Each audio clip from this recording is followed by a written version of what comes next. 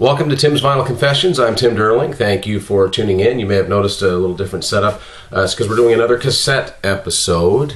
So I'm going through some of my cassettes because I kind of neglected them. But some of them are kind of unique, and I'm just going over my favorite bands that I still managed to hold on to some tapes. And today I'm going to go over my Metallica album collection. We'll get going with that. It's the first Metallica album, Kill 'Em All.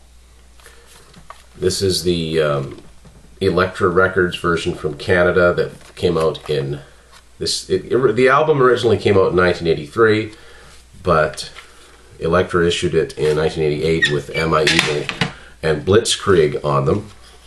I wish that I had some of those original tapes, but I don't.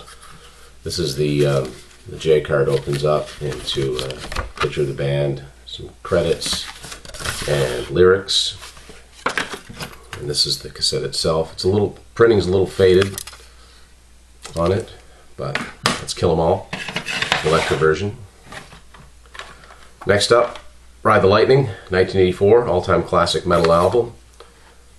This is a Canadian Columbia House issue, which is interesting because at a certain point Metallica pulled all of their albums from Columbia House. You could not get them through Columbia House.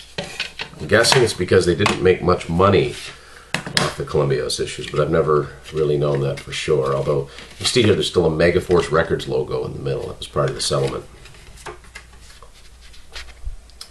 There's the credits there. This is what the cassette looks like. Next up, of course, Master of Puppets, 1986, one of the all-time classic metal albums. I think most people agree on that. They can agree on nothing else with Metallica because divided opinions, but not much else. There's a lot to sink your teeth into for credits in here, and something that I always found funny. This album came out in 1986, and way down at the bottom here they thank Teenage Mutant Ninja Turtles. So they were obviously into the Turtles when it was an underground comic before the cartoon came out. And there's the cassette. Because this is a Columbia House issue, it is printed like a CBS cassette, even though they were on Elektra. That was the magic of Columbia House. And next up, probably the rarest cassette I have. This is the 598 EP Garage Days Revisited, 1987. This came out. I love this EP. It's the same 5 songs on both sides. That's how it came out on the cassette. And I used to, whenever I had to mow the lawn or shovel snow or anything, I would just listen to this on repeat over and over and over again. Became very rare because the band themselves deleted it, and it wasn't until Garage Inc. came out in 1998 that those songs were readily available again. But two of my prized possessions are this cassette and also the Elektra CD version, the 998 CD. And if I ever talk about my CDs, that'll be one I feature for sure. 1988, this is And Justice for All. Another Canadian issue.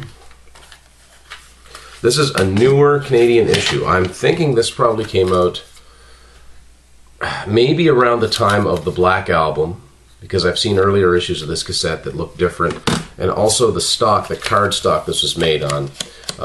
My good friend John was the first to have any Metallica albums in my circle of friends, and we listened to this all the time, and the J card became just really worn because it was really, really thin cardboard. This one is a heavier cardboard stock. As always, they did lots of cool credits, cool designs. It doesn't look like much, but that is the Black Album. There is, trust me, there's a Metallica logo and a snake there somewhere. This is just a little faded. This is a Canadian issue of the Black Album. You see more dust on it than anything. Maybe if we take it out of the case, maybe turn it to the light a certain way.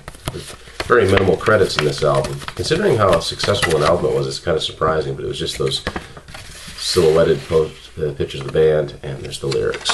The cassette itself, the writing on it, very, very faded.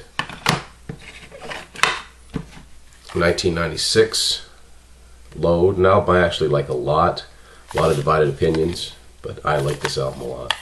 This is a Canadian cassette version.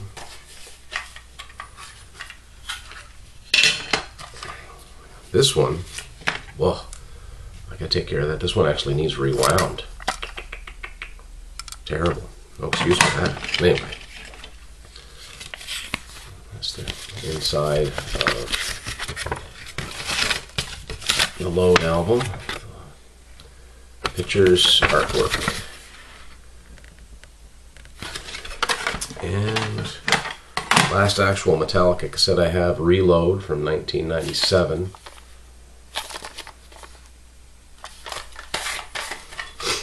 And cassette looks the same as Load. Actually, the whole layout of them is very similar, and I think that's by design.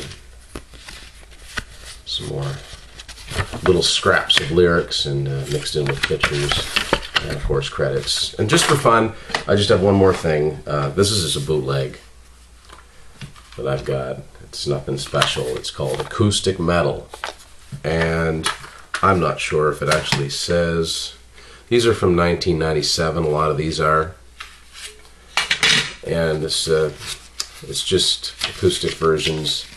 You can see like Low Man's Lyric and Bleeding Me. This from different locations. I'm not a big bootleg guy, so I just happened to pick that up. I don't even know if I've listened to it all the way through. So it was a relatively short one, but I thought I'd go over my Metallica cassettes with you. Thanks for watching Tim's Vinyl Confessions. If you're just discovering it, I like looking through my classic rock collection, and thank you for the likes and the shares. So feel free to comment if you've got any suggestions for the show, lighting. This is strictly low budget, but thank you for watching, and I look forward to seeing you again, talking to you about some more great rock and roll.